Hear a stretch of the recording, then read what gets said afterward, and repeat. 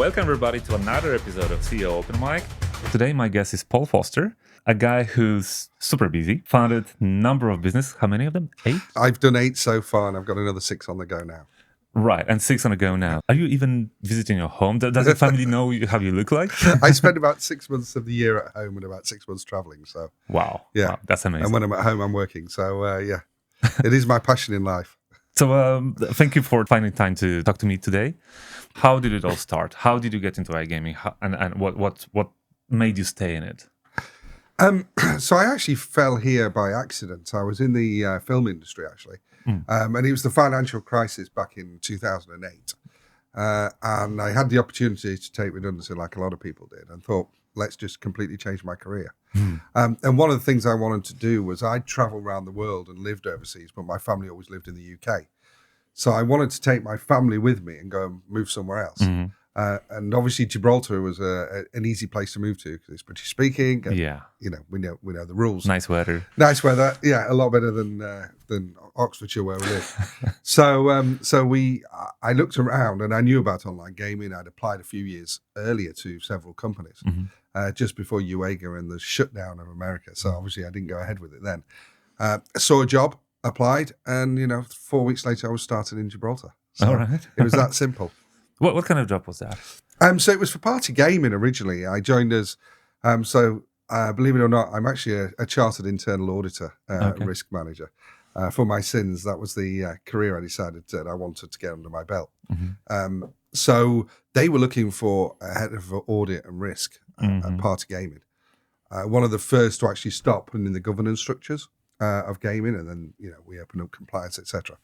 So they invited me down. I went down there. I liked what I saw. I saw very multicultural, it had slimmed down a lot after UAGA, but it was a very ambitious, small company. It had been huge. Great management team with Jim Ryan running it and Martin Weigold as the CFO. I just saw an opportunity and thought, great, let's go for it. All right. And then at some point you decided that, all right, so 9 to 5 work is not really for me. I want to find something. How did it look like? So in the 90s, I'd had various businesses as well as working in my corporate life. So I'd been renovating properties. Not really a gaming thing. As most people did in the 90s, buying rundown properties and renovating them. I'd been involved in a catamaran eco project, which was building eco catamarans, which is ironic because it was about 20 years too early. So I had that business and a few other little businesses on the side. I owned a fish and chip shop for some reason. So I'd always had, it kind of was in my blood, and my parents were entrepreneurs. So it was kind of in my blood, but I wanted the corporate background. I wanted the safety net. I got married young and had children. So I was like, well, I need a safety net of the corporate life. But I always had that itch. And throughout the noughties, I was looking at opportunities, but with traveling so much, it was always difficult. So when I moved down to Gibraltar and got settled, I started looking around. And while I was actually in the gaming industry, I started trying different businesses out. The first one I did was called Into Adventures, which was actually a stand-up paddleboard company on the beaches. And we then transformed it into a whole management training and development company. So we ran that for a while. It's still going. I exited it after 2 years. Just due to time.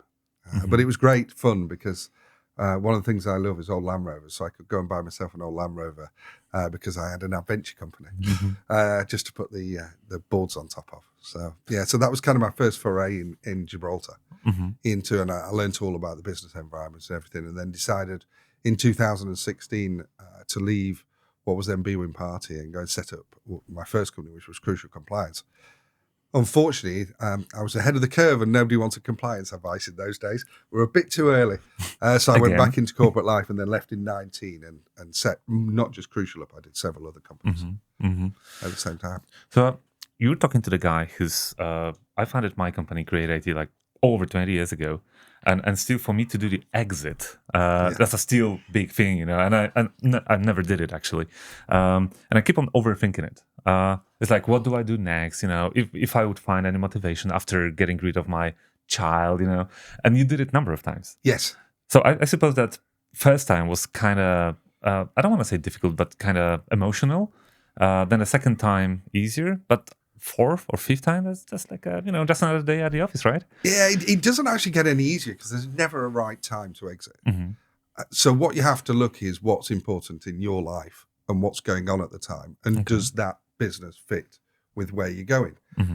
If you try, for instance, some people always go, well, I'm waiting for the optimum earnout to get out of the business. Well, then you'll never get it because you just don't. There's never an optimum time. So what you have to do is set your goals and objectives. And when those change or something else changes in your life, because everything changes, then you have to review the business and go, is it still good for me? Review the business, not your goals. Yeah, you review the business, not your goals. Uh-huh. And then you see whether it fits in or not. And that's generally when you end up exiting. Sometimes financially beneficial, sometimes not. But I think you've got to be quite hard-nosed about it. And you've got to be continuously reviewing. Now, if you're just doing one business and that's your baby and you're just focused on it, number one, you're generally better at doing that than several businesses. But number two, it's a lot harder to let it go because that becomes part of you. Yeah. And if you look at all of the great founders of businesses, they're generally still involved until way down the line when they either need to leave or get forced out. And that's one of the problems with scaling businesses. You can get forced out. So in general, I tend to look at the portfolio businesses and decide what fits and what doesn't. And everything will sit within one of the portfolios I've got. So, they're all similar businesses to that portfolio, but I might have 2 or 3 portfolios. And then recently I've been cutting back just to one portfolio. So let's do everything in relation to gaming and everything in relation that's got some form of gaming related content in it, whether it be compliance or operations or something like that.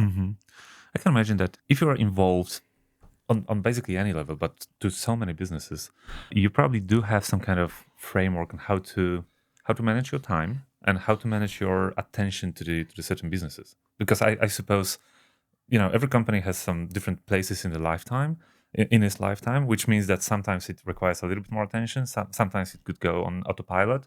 How do you do it? Is it named framework that you follow? Or? Absolutely not. No. So what I decided to do was have a single inbox with and everybody emails me on that inbox, and the emails come in every day, and I just prioritize the emails. So I treat it like one business. Okay. So in my mind, it's all one business. Obviously, with different teams, they don't think that. But with my mind, it's one business. So what I try to do is focus on what's most important at that time. Okay. For which business. It doesn't really matter which business. It's what's priority today. But that's like a reactive way of managing, it is. Right? It's not proactive at all. Okay. And it's on purpose? On purpose. Okay. I find myself, if you try and plan, and you say, right, Tuesday I'm going to work on this business, Wednesday, Thursday, that's not the way business works. And you may have somebody trying to get hold of you, and you're like, look, I'm not doing this business today. It lets people down around you and also doesn't give them confidence in your ability. So what I find is it'd be reactive to the business at any one time. Now, the only thing you do plan is travel. So I plan a lot of travel and for the businesses. And what I try and do is travel for as many as the businesses I can. So if I'm going somewhere, then I'm going there to represent all of them, as many of the businesses as I can. So that is very forward looking and that's very planned. And also things like, budgeting, forecasting, all that's planned by the teams, not by me. But day-to-day management is me and my senior team, and it is generally reactive. I did not ask that question before, but maybe it will clarify a little bit the nature of your position. What's exactly the name of the position that you hold in? So there's only one company where I'm the CEO, still Crucial Compliance. I say still. Still. At some stage, I'll let that one go, but it's kind of my baby. So there are some emotions. So there are some emotions in there.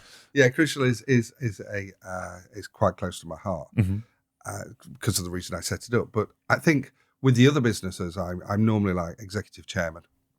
Okay. So I'll have a CEO or a COO running it day to day. I'll have a management team, and I'll have other directors. I basically am executive chairman. I don't want to run it day to day, but I will do the strategy. I will solve the problems. Okay. I will represent the company where necessary. I'll do sales if I have to. But again, it's down to other individuals to actually just do the day to day, because that's one thing I learned very early. You can't operationalize and be involved in every single company. Yeah, that's impossible. Yeah, it just is impossible.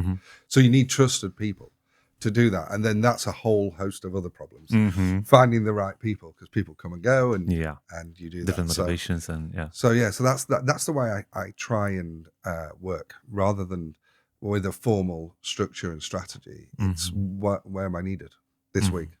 What am I needed to do? What's the priorities? Again, I don't think that any management book would say it do that way, but it works for me. Well, apparently it does. Yeah. Well, apparently so. Yeah. The people around me probably think it's chaos, but I know what's going on. As long as the companies are developing and doing good. That's right. Right. Yeah.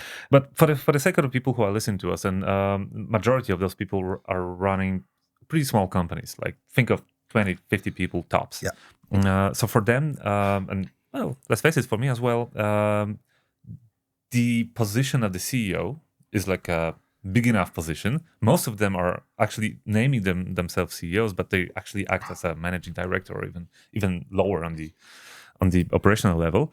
But you're still a little bit up from that position. So what exactly, how exactly the communication between you and the CEO look like? And do you communicate to the senior management team directly as well? Or is it that you're a hidden person somewhere on the back seat, So, and the senior teams obviously always know who I am, but maybe lower down don't. Okay. So I'm not somebody who is giving, the big speeches to the entire teams. That's a writing CEO's big role. emails. That's not my role. That's theirs. They run the day to day. Okay. But I am behind the scenes. So I always work with the senior management team, and on a daily basis. Literally, anybody wants me, they just WhatsApp me, and I will call them. I will talk to them. I'll solve any problems. Most of the senior management teams in the company are just, I think this is the way forward. Can you just sign off on it? That's generally what they want. Okay. They just want to be heard. And second, and that's my role, right? Which is 99% of the time they're right. Very rarely do I go, well, I wouldn't do that. I also believe that you've got to give people an opportunity. So what I tend to do is deal with the senior management team. The senior management team run the company. And who takes the ultimate decision? Let's say you do advise some certain decision, but the CEO says, or senior management team says, well, I don't quite agree with that. That's their decision at the end of the day, right? So it's their job to operationalize what I say. So I will say, I want this done. How you do it is up to you. Okay. So, for instance, if we're looking at social gaming, and I'm like, right, I want to launch another brand into this market. The brand I want focused on Gen Z. I want it. I want the games to be very fun, more skill based, and I'll give that criteria to them, and then say, go and do it. Okay. And then would they have to come back to you and report the progress of it? Yes. Yeah. Okay. So we have our regular catch ups, and they let me know what's going on. Okay. Obviously, if it involves investment, then it ends up back on my desk. I have to sign everything, and that's the real crux of the matter. You have to keep financial control. If you're going to run businesses like this, you have to keep financial control, and that is how you manage the business, through the financial control. Keep that tight, and you're okay. Lose control of the money, and you lose control of the business, and you're in big trouble in no time. Yeah. Yeah. So that's the way it works for me. I would say some of my senior team find that great. They love having the freedom to go off and develop themselves as well as developing the company. Others need a bit more hand holding, and I work out who needs what and try and give them it. But you can't be there for everyone all the time. And that was one of the hardest things, migrating out of corporate life into running not just one, but I launched 3 or 4 companies very quickly. That you can't be there for everyone all the time. And you have to understand what your role is, and you have to understand what their role is. And some people you work with, and they're great at what they do, and as the company grows, they just, they can't grow with the company. And that's really sad. You have to let people go. And that's probably one of the hardest things that you've got to deal with, which is people. And how do you build a great team and keep a great team? And naturally, you have to refresh it. And the people who say, no, I keep the same people around me all the time, you're just going to go stale, because you need new ideas. You need people who will challenge you. You don't want everybody to be comfortable. How do you know when to change people? There'll be a problem. There's generally a problem, and you look at the problem and go, how did we get here? And then you basically trace the problem back. And being an auditor myself, I'm quite good at doing that. Right, where did it go wrong? How did we get here? And it can take as little as 20 minutes. I mean, you don't have to, put a big project together. Oh, we made a big mistake. What happened? You just look at you, and then you very quickly come to an assessment of what went wrong. But from my experience, which is not as extensive as yours, but From my experience, whenever there's a problem, I talk to the people, like try to trace it, as you Yeah. said, but then I get number of excuses. Yeah. And at some point, it's like, yeah, well, it's actually not your fault. That's the external matters that created the situation. And I find it pretty difficult to say no, you're not right. You're just trying to defend yourself rather than getting the problem solved. And that can be a problem. What I try and do, though, is not apportion blame. So what I try and do is go, how do we stop this happening in the future? Okay. So rather than, right, it went wrong, this is probably the reason, try not to apportion blame to any one person, but looking forward, how do I stop this happening again? And if it is that I look at that person and go, if this happened again, would that person act differently? And I go, no, then it's time for a change. But that's not a hard KPI. That's your No, that's my gut feeling. feel. Yeah, that's gut feel. And you're always honest and open with people. If you can move them elsewhere, then that's what we do. But sometimes you have to let people go. All right. And it's never easy, but it's got to be done. So I just wonder if you are the guy who manages, how do I put that, well-being of the people. Let me put it that way. Are you the guy that everybody's afraid of, and they know they're going to report to you, and they're kind of scared that you're not going to accept the report, or are you trying to be one of them? Well, it's kind of a hybrid. In some cases, I have to be the tough person, especially when the business isn't performing or we've got problems. Then I go into crisis mode, which means I'm that person who tells everyone what to do, and I go, right, this is my business. I'm going to get us out of it. You've got to come with me on the journey, whether you like it or not. But that is probably 5%, 10% of the time. The rest of the time, I'm actually the open person. I'm the one I want them to come to. And even if it's mental health, I had it yesterday. One of my senior team said, I can't come to ICE. I'm done. I'm exhausted. I said, great, take a break. Just go and have some time off, sort yourself out. That's more important. The business will still be here. You not coming to ICE isn't going to break anything, but it would break you. Then don't come to ICE. Even though we paid for it and everything, I didn't really care. I just said, right, stay at home. So I have that relationship, I think, with everybody, that they can ring me up and go, I'm burnt out, I'm exhausted. But there is a very thin line, because at some point, if you're too open as a manager, as a leader, you tend to be a nanny. That those people would come to you and like, my boyfriend is not so great. I didn't wake up on time today, and this kind of bullshit that you should not take care of, right? Yeah.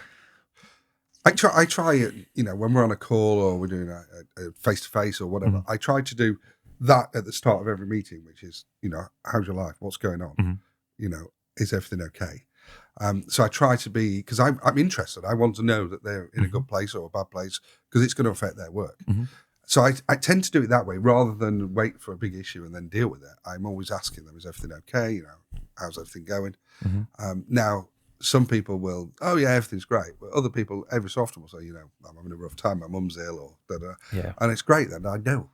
So if I know, then I can manage the expectation of myself that person's going through a rough time. They know their parents are sick or their child's sick or, they're going through marital problems. So you can put everything into perspective. I think doing it that way is definitely harder. It's easier just to be the standalone boss who just yelps and shouts, but it's not my style. And I care about the people I work with, so I want them to do well. And if they've got a problem, then they should tell me. Now, it's a fine line how much they tell you. I'm not there. Again, if we've got 5 minutes at the start of a meeting and it goes on over that, I will stop it. Say, okay, come on. I say, great, look, let's park that. Thanks for telling me. We'll come back to that, but let's get, we need to get this and this done.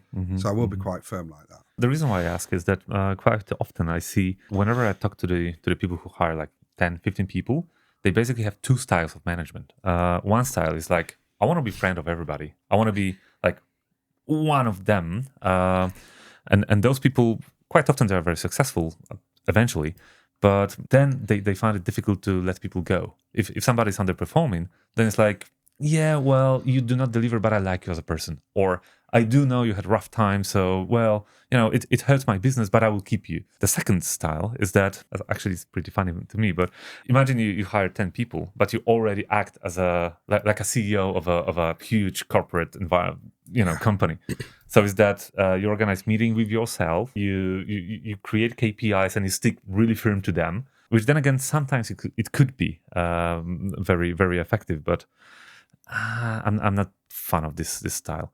The question is, you did scale companies. Yes. You did work in very small environments and also pretty large ones, Yeah. as I suppose. Is there any moment where you think you should change the style of management, or should you still be the same person, same style, but just different tools? There is definitely a time when you're in a startup, you're all in it together. Mhm. You tend to go out for lunch together. You tend to go out for dinner because you're working 24 hours a day. You Yeah. tend to go out for beers or, go for pizza. Whatever you do together, you're Yeah. always together.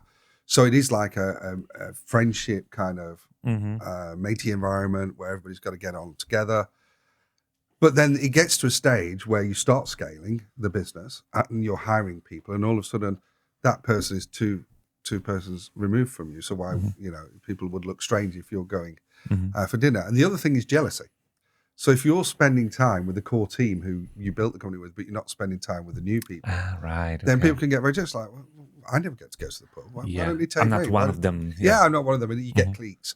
And that's the point you've got to pull back. Mm-hmm. To treat people fairly, and that can have a negative impact on the people that you've come up through. So you don't just do it overnight. You've got to gradually do it. Mm-hmm. So you've got to gradually. So instead of every Thursday going to the pub, you say, "Oh, I'm busy this Thursday. I'm traveling." Well, I'll just come once a month, and then all of a sudden it's like you just disappear, and you're not going anymore. And they're suddenly leading. So you can do it that it's developing for them, but it is a really tough thing to step back from those relationships, especially we've got to say in the UK that you've been in the trenches together. You literally are there fighting for each other. And then the next thing you're going off. Now, because I have several businesses, it's a bit easier. I say, look, I need to go and focus on the other business. That's a nice excuse.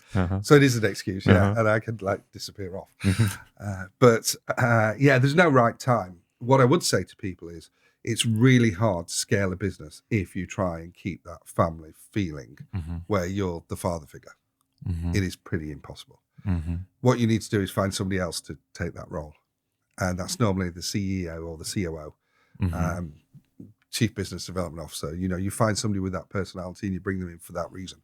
Part of the reason you hire them is because they've got that personality that pull the team together and lead to allow you to go. And that's what scaling the business is. And I think when I was doing this, in 2019, when I set the 4 companies up that I did very quickly, looking back must have been crazy, but they all worked but one. 3 are still going today, which is and do very well. I think that at the point that I started scaling the businesses, I decided to scale the business one at a time. So I was scaling each business, but it was one job at a time. So what I didn't say was, this year we're going to need to hire 20 people in the following roles. What I do is I go, you'll run off your feet. Why are you not performing? What's going on? And I'm just too busy. Right. You need to delegate. So and they go, who to? So right, let's hire someone. And that's how I scale a business. You hire hopefully the right people at the time when it's required. So I don't plan. I don't go, I'm going to need 36 people in marketing this year. What I do is I go, right, this brand isn't performing. We need to, either outsource it, bring new people in, do something. But isn't it that whichever manager you would go to and you ask a question, are you busy or do you have too much of spare time in your hands? The answer will always be, I'm too busy. Of course, always. And also if you ask, hey, do you have enough budget for your actions? The answer will always be no. So how would you know? How would you know what exactly to do? Because you wait for something to go wrong. You have the feeling that for whatever reason that person is very busy, but they're not doing the right thing. Okay. So you're watching them, you're watching the KPIs, you're watching, and then things start going wrong, and that's your opportunity to step in because then you have a reason, and you're like, look, I know you're really busy, but can you take me through what you're focusing on? Because the following KPIs are not being hit, the business isn't developing the way we thought. We may need to pivot. But let's me and you have a grown-up conversation and say what's going on. And invariably, you'll find that they're spending a lot of time doing absolute rubbish tasks because they've just got into that habit. And it's a self-fulfilling prophecy. If you attend every meeting, then you're going to get tied up. And one of the big things for me is explain to people why I don't go to meetings. I'm like, no. And I say no. And, when people work for me, they say, you can't say no. There might be something in that meeting that's important. I said, well, if it is, somebody will tell you afterwards. Is it critical for you? So I tend to, and it keeps coming back to this, it's not a great business strategy. You wait till something starts going wrong. You don't wait till it goes wrong, but wait till something starts going wrong, and then you address the situation, whether it's personnel, budget, brands, whatever. But it's what I'm trying to do is that I'm trying to gauge how close are you to operations of the business, and how much do you on purpose do not care about. And what you said, if you sense that there is something wrong just about to happen, that means you're pretty close to the operations. So that means that how do you do it? Do you watch? Do you talk? Do you how it's super easy to get too involved into details, right? It is. It's communication. So it's about, reading the emails. So at the end of the night, I read all my, believe it or not, I get hundreds, but I'll scan read them. Okay. Because again, being ex-auditor, I can scan read everything very quickly. Nice. And that will give me a flavour of what's going on. I have regular management meetings. So I don't do them every Tuesday. I do them when I feel appropriate. But I do regular catch-ups. People contact me all the time. So I need to understand what's going on in the business. What I don't need to do is worry about whether that's right or wrong, or is that the best way to do it. That's somebody else's job. Okay. But I need to understand what's going on. If I don't understand my business, then I can't solve the problems. And that's the big issue. So when people, and I made this mistake on a company which I closed down last year, I was very close to the business. I really understood it. And then I stepped back, put a CEO in who took it in a completely different tangent. And actually, the business fundamentally pivoted and changed, and I didn't understand it. And when it started going wrong, I didn't know how to fix it. And the net result was that we closed the business down. So that was purely as a result of me going, it's going to take so long to understand this business, to work out what's changed, to work out what's not working, and put my time in it and more money into it. And is it worth it? What's the return? What's the return for me personally? Well, am I really enjoying this business? And it was a passion business, because it was environmental. So it was an environmental business I'd set up. And, it was a really tough thing to say, no, this business was set up to do this. It's pivoted. The CEO's taken in a completely different direction. It's not focused anymore. The management team are lost. They're just running around like headless chickens, unfortunately. And, the only option really was to close it down, keep the assets for a later date when I may want to do it again, because I do want to do it again one day. But again, it was just different people. I just don't have the time and effort to be able to sort this out. And that really hurts, because then you also have to write off all the investment in it. And not just that, but your time. You think, well, for 2 years, I've been putting all this time in, and it could have been, if I'd put the time into another business, then that would have been far more successful. And that is a really hard thing of being an entrepreneur, that where you're pushing your time, whether it's one company or several, when you apportion your time incorrectly, which is natural. I mean, as long as you apportion your time 51% of the time, you should make money. But it is natural to apportion your time. Sometimes it's apportioned wrong. And what you can't do is beat yourself up and go, if only I'd done this, or if only I'd done that. What you do is go, where did it go wrong? How do I solve that in the future? How do I stop it happening again? Because it might happen once. Sometimes it'll happen twice. But if it happens 3 times, that's completely down to you. And you're not doing a very good job. Yeah. And that's the time to beat yourself up and go, well, are you focused on what you're trying to do? Do you actually care anymore about this business, or are you just hands off? And it has happened. So you're absolutely right. There's no right and wrong here. And some businesses and some CEOs, for the right reason, pivoted. But I wasn't close enough to it. And that's why I try to stop that happening now, by being more involved and communicating more and understanding the business. So if things start to change, I can see. I'm just a little bit quiet, because you just made me realize that I committed that mistake a number of times. I'm sure you have. Not one. I've always had troubles with delegating. I was this kind of the guy who said, if you want to have it done right, you do it yourself. Okay. And it took me. Unfortunately, yeah, but we should not say it, We right? should not say it, but it is true. And it took me years to learn that, hey, you should delegate, because even if that person is not as efficient as you are, then you can delegate to 2 or 5 or 10 people, and eventually they will get more efficient than just, time is limited and, all that shit. The way I did it is that I started delegating tasks. People started doing them, especially on the management level. They started doing it differently, different than I would do them. And at some point I was like, okay, I would either tell them, you're wrong, you do it my way, which is quite the opposite to what delegating tasks mean. Or, and that's what I did, is, okay, I don't really understand. I don't really follow your train of thoughts, but hey, you're responsible for it. As long as you deliver, I should be happy. But what happens if they don't deliver, right? So you basically said, if as an owner or executive, if you stop understanding what they're doing, you should stop them doing that. Yes. Right? Yeah. You need to halt the business. Okay. And again, and that can demotivate the team, but you have to be tough, and it's not always nice. Mm-hmm. And I think anybody who's been an entrepreneur like yourself and myself will say it's far easier having a 9-to-5 job and getting paid. Mm-hmm. The hardest thing is running a business and growing a business and going through all the tribulations. But the reward at the end of it, I find far more rewarding than a 9-to-5 corporate job, which is never 9-to-5 anyway. But yeah, it is really hard when you're delegating to walk away and let them do it. But you still have to understand what they're doing. So it's that level of, I'm going to keep my eye on you and what you're doing, not in a bad way, but I just need to know, it's my business. I need to know, so in your updates, just let me know how it's working. And when it goes wrong, then you change things. But the most, for me, demotivating thing I've ever done is forcing people to do things my way.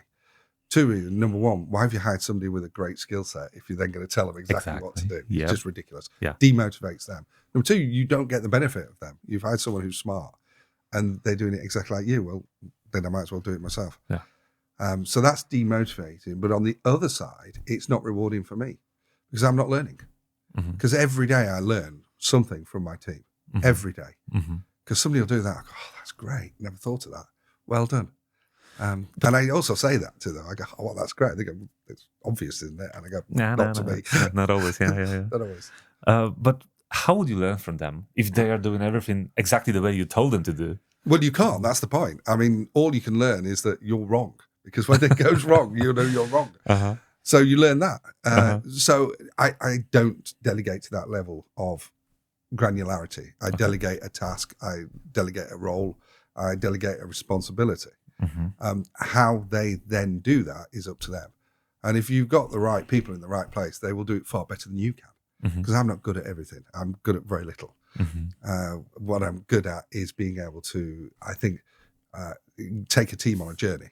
What I'm not great at is getting stuck in the day-to-day operations. And when you look at my businesses, the ones that are most successful are the ones that I stood back from sooner than later. Now, that does mean that you need the financial success to be able to do it, because you can't go and hire a whole team of people if you're not making any money. But likewise, it's and we talk about scaling a business up, and the current one I scale from 0 people to 297, to $1 billion turnover in under 5 years. That's pretty hard work, but that was a team of people. I was building a senior management team with my business partner from day one. That was our focus: people. Get the people, get the right people. They will take us with, we'll take them with us, and they'll end up running it. And that's exactly what they do. They're a really strong senior management team, and they run the company day to day. They just do, and they do a great job. And I'm really happy. But the strategy comes from me. The direction comes from me. If we need to pivot, it comes from me. So they understand their role, and they can have an input into strategy. They can have an input. Of course, I want their input. But at the end of the day, they know that's my remit. And if you, because majority, lots of people who are listening to us, they would love to go through that journey, scaling from 1 person to almost 300. And I know you cannot, it's impossible to sum it up in 1 sentence. I am well aware of that. But are there any key takeaways, which maybe by any chance you could share with us, that, for instance, if you have 50 people, you should stop doing this and that and start doing the other thing? But when you reach 200 people, you should also like change the direction again, change the style of management again. Are there any like milestones like that?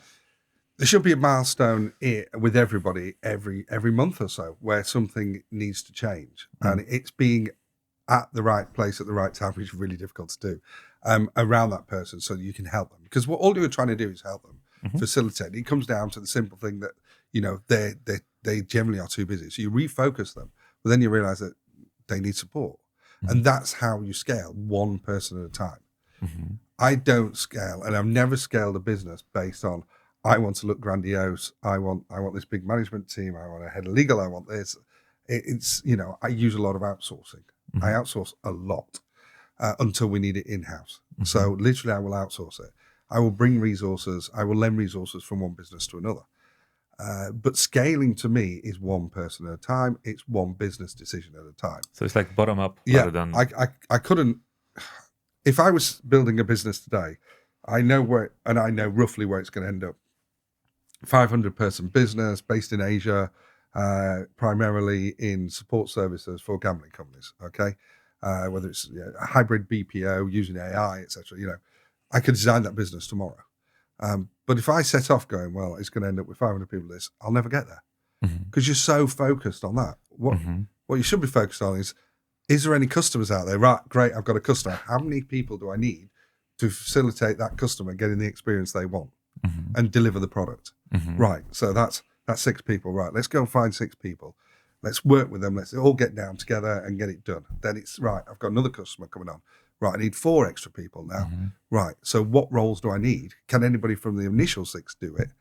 And that's how I think works for me personally in how to scale a business, which is not looking at the end game. It's looking at the customer today, because you've only got a business if you've got customers, and your customers are everything. So it's about delivering to the customer. And if you need more resources, then you put the resources in. If you need software, you put software in. If you need AI, you never start off with a ticketing system. The amount of people who go, well, what's the first thing you do? Well, I put in a ticketing system. And I just go, yeah, you're not right. Off you go. You don't need a ticketing system. There's 3 of us. I think we all know what each other's doing. So again, it's hiring that kind of person who can go, well, in my last job, I had all these tools. I had all these processes, and everything was really organized. I'm going, but this is a startup. That's not how it is. Everybody has to do everything. And if that person can adapt, then it'll be very successful. And somebody who's been on the journey and has been in a smaller company that's got larger, they're kind of wounded. They've been through the pain. So when you ask them to do it again, they won't make a lot of the same mistakes again. And the scaling one person at a time, one customer at a time, one product at a time works for me. But I can imagine that if you take that approach, it might be very easy to get yourself digged very deeply into operations again, as we discussed before. And there's no time to strategize. There's no time to think about. I do agree with you that you should not sit in your big room behind your big desk and talk about strategy all day long and just not even know what's going on in your company. That's a massive mistake. But then again, it's very easy to be so deeply involved into details that you lose the sight of the bigger picture, right? Yeah. And it happens too often, unfortunately, where you literally are there and you've got a strategy and then you haven't revisited the strategy and you're all working away. You suddenly go, why are we doing this? And it's generally that moment of, why am I on this call? Why are we even talking about this? What's the outcome of this meeting? You sit there and go, we're developing a product for this market, and has anybody actually asked our customers whether they want it? It's that moment of clarity. And everybody goes, well, yeah, of course they want it. And I go, who's leading this? Well, product is. Oh God, here we go. Products are just developing because product people want to develop. That's why you hire them, right? And I go, right, okay, I need to revisit the strategy. I'm not leading the strategy. And it becomes a lot easier when you step back. But it is a very fine line to know what's going on without getting too involved. Yeah, and I would call that experience, because you cannot put a definition on where this fine line goes through, right? You just have to feel it in some way. Yeah, and I was reading a really good article about the most successful entrepreneurs. The majority of people, it's their 4th, 5th, 6th time when they get the successful business. They're late 40s, early 50s. And everybody thinks, well, because you look at Facebooks and you look at Google and, they're all in the 20s. Oh, wow. Yeah. But that's not really, because, that's very rare unless you find a real niche in the market. In reality, it's down to experience, and you only earn experience in life. So, people can laugh at the old grey hairs, but those have been earned. And we learn all the time. I think you have to keep away from the arrogance though. Well, I've done it all. I know what I'm doing. Yeah. That just kills the business dead and kills the people around you. But you have got a lot of experience and knowledge, and that's what you're building around you: experience and knowledge all the time. And that's kind of where I go. But if you go back to what is the one sentence I would say to somebody about how to scale a business, is what is the business trying to achieve, and then you put the resources in place to achieve it when it's needed. As simple as that. Yeah.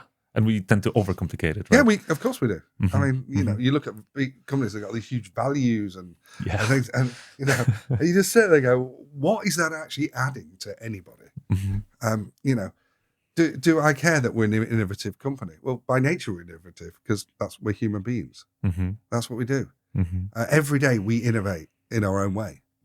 Even if it's, you get dressed in the morning, you put your shoes on, your socks on in a certain order, right? But then one day you decide that actually you're gonna get partially dressed, then clean your teeth. So you don't want your shirt on, and you're innovating. You go, you know what? This is actually a quicker way to get ready than actually doing everything in the bathroom, and then coming out and getting dressed and following the routine, because you're in a routine. And it's like, break the routine, see how it works. It can be as crazy as that. Yeah. I want to come back to one of the topics that you covered, the COO thing. Because in my career, I once got to the point where I realized I'm a bottleneck of my company. Right? Yeah. People were queuing to hear my opinion, to get the decision from me, and that was the point where I said, "All right, I need this kind of a position in my company." But then I started talking to my friends who are running pretty similar businesses, pretty similar size of the business, and etc. And some of them, they said, well, the moment you hire that person, your company loses whatever it was before. And quite often it goes sideways in no time. Then some other opinions I've heard that it's great because the moment I hire this kind of person, I set myself free. And I could go for holidays, spend time with my girlfriend or wife or whatever. The business is on autopilot and it's so great. I didn't believe any of those people. But I can imagine you cannot, for such an important role, you cannot simply take somebody for the job interview, talk to them for 15 minutes, and then take one of the most important decisions in your corporate life time. How would you do it? So I've done it both ways, which you go out and hire a COO, and you're right. I mean, I think, I'm just thinking now, have I ever been successful hiring a COO in the long run? No. There you go. So the best thing to do is promote people from within into a role that isn't the COO role and evolve them. So they can be doing anything from technology to HR to legal. I don't really care. What you do is you give them the next remit up. So it's like, right, you're suddenly director of this, which includes operations. So what I want you to focus on is, rather than day-to-day operations, I want you to look at the operations. Where's the efficiencies? Where's the and I try and develop them that way. So they come in and they look at it and go, oh, right, this is what I change. This is how I do it. So by the time you get to them taking over, you know how they think, you know what they're going to do, and hopefully we're aligned. But, it scares me to bring a CEO in, a COO. Generally, it has to be someone I trust, and they will not be perfect for that role, but they are somebody I can work with and I trust, and that's probably more important. It would petrify me to go and hire a CEO tomorrow. I just couldn't do it, because I'd be like, how do I trust this person? Yeah, that was this is my baby. This is my baby. I mean, what am I going to do with it? Exactly.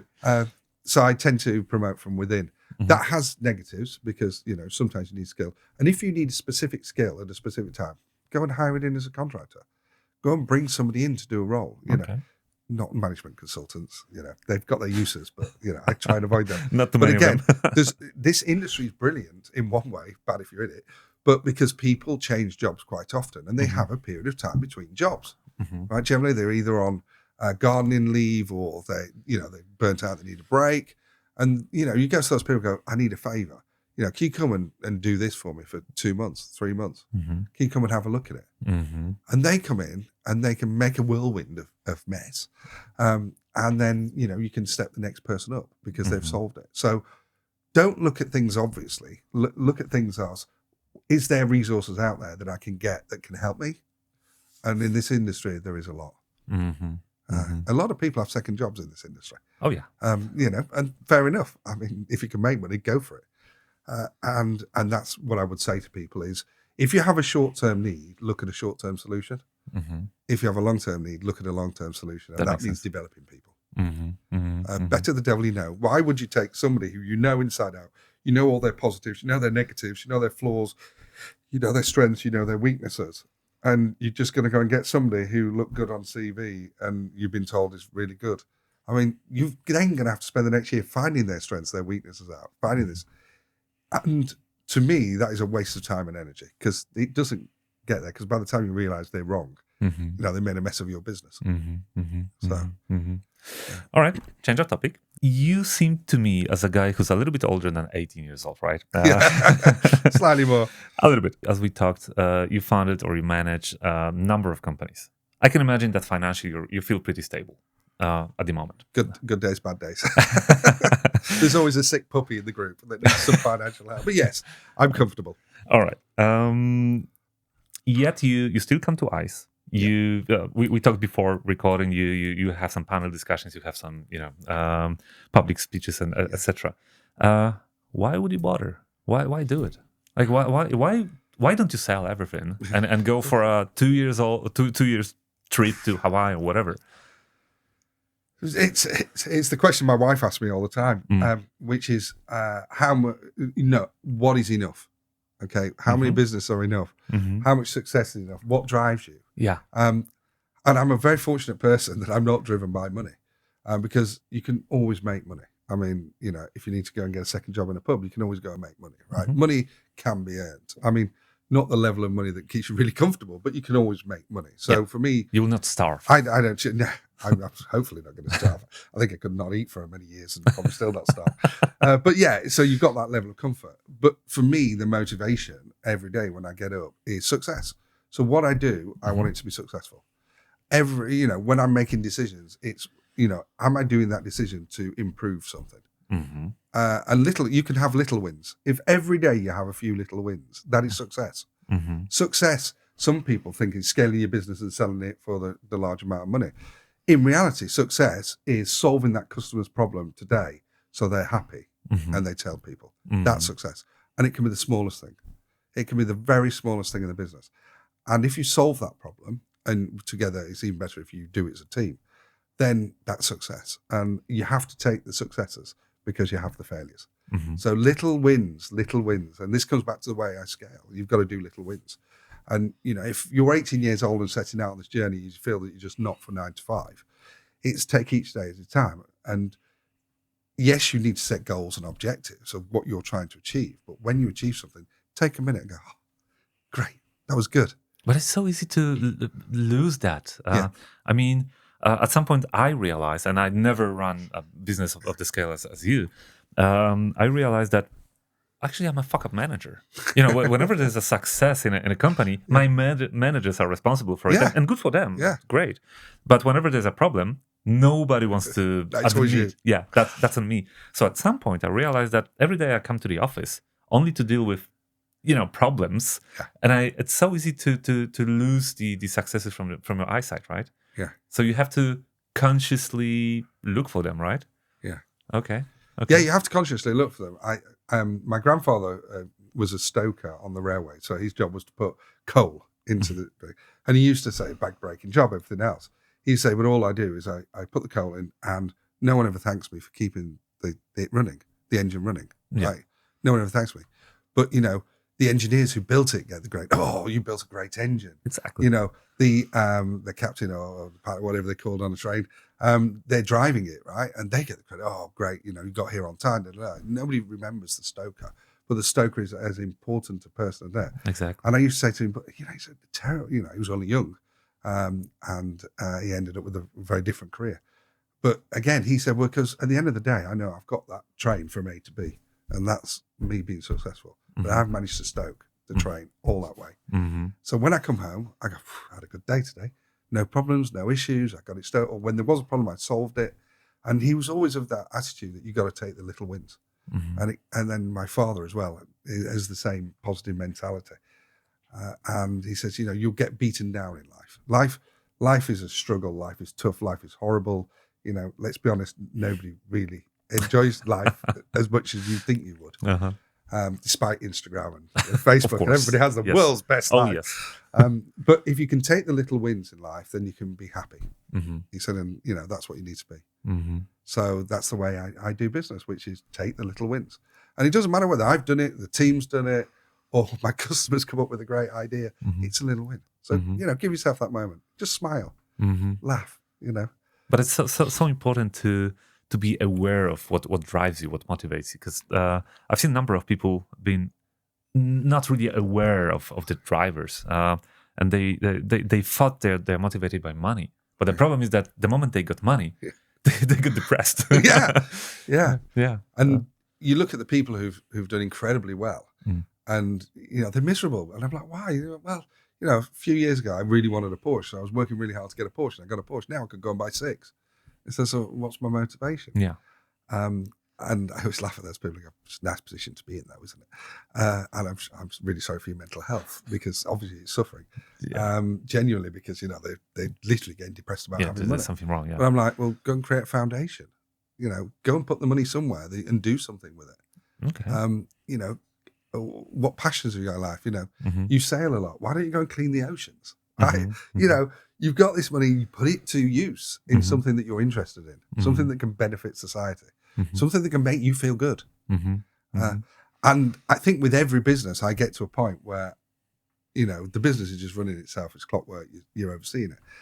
And then it's like, well, what do I do now?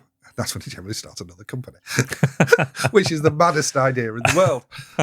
But again, it's like, right, I've hit the success there. The success is, marginal now. Let's go and do something again, but do something slightly different. So you're doomed. You're basically doomed to work to forever. Your very last days. Yeah.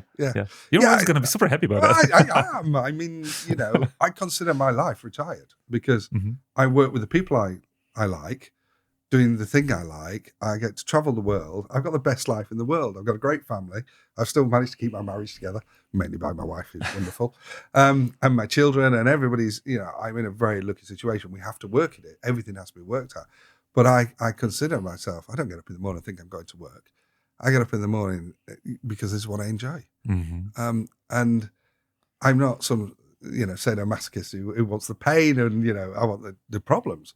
I want to feel good about myself. I want to feel good.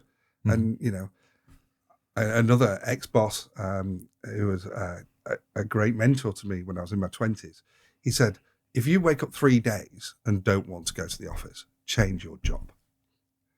He said, 3 days. He said, could be 3 days in a week, 3 days in a month, 3 days in a year. He said, but if you wake up, change what you're doing. You're in control of your life. Change it. He said, never be miserable. Just change. Don't be scared of change. You've just got to go through life and change. And I think that's why my career has been all over the place, from working in, supermarkets to accountancy to audit to the film industry to opening cinemas around the world, to building compliance systems, to setting up social gaming companies. I've just eclectic, building boats, crazy, and I go and do what I enjoy. My passion, if I really had a passion, I love renovating houses. I just love doing it. I'm doing one at the moment. It's taken 4 years. My wife goes, where are we? I said, well, we're nearly at the strip down stage. Because it's my passion, my side passion. I don't want to do it too quickly. It's kind of, I'm doing it. Yeah, there'll be some financial reward at the end, but it's more about that I can switch off from work and go and do that. But when you talk about switching off from work, if you actually enjoy it and you're living it, it's not that it's taken over your life, but your work is your life in a good way, because you're doing something you enjoy, then you don't need to switch off. Now, I'm more than happy when, my wife goes to bed at 9:30 and the kids are all in the room doing whatever.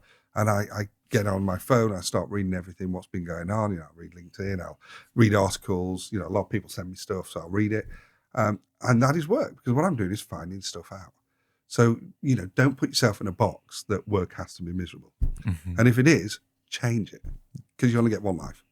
And time flies, Will I end up working on my way? Yeah, I still expect to have businesses, and I'll probably be stood more back, but I'll still have them because I'll need something to keep my brain going. And to be honest, I'm terrible at sitting on a beach and doing nothing. I can last about 3 hours. Well, my top is 3 days. Yeah. And then after that, I'm like nervously looking at my phone. Yeah.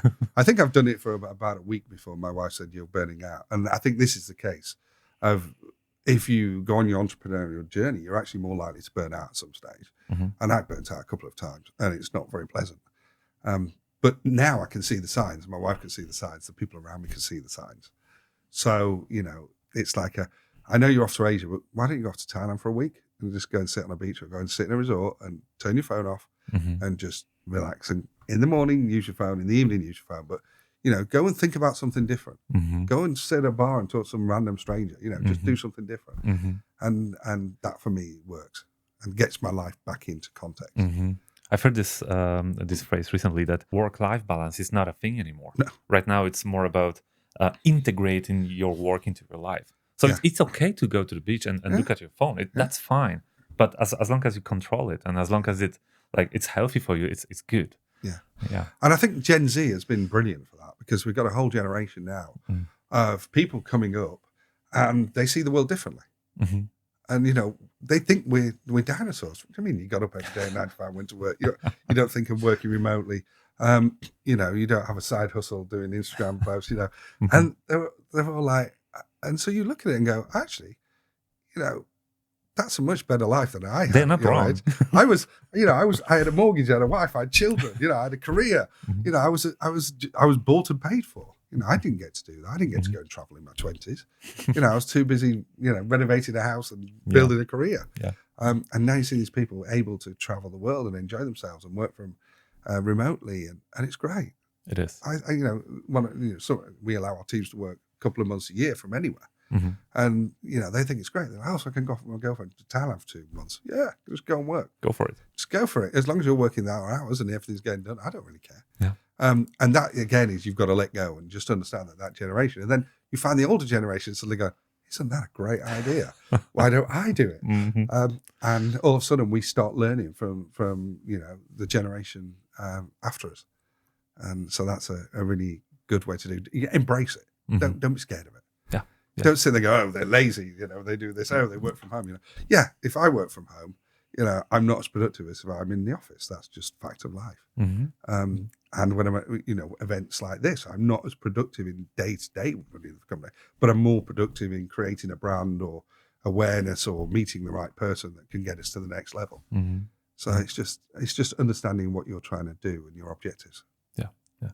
All right. We could go for 4 hours, but unfortunately we're running out of time. Thank you so much for such an inspiring conversation. Ladies and gentlemen, that was Paul Foster. Thank you for your time. Thank you very much for having me. It's been very enjoyable.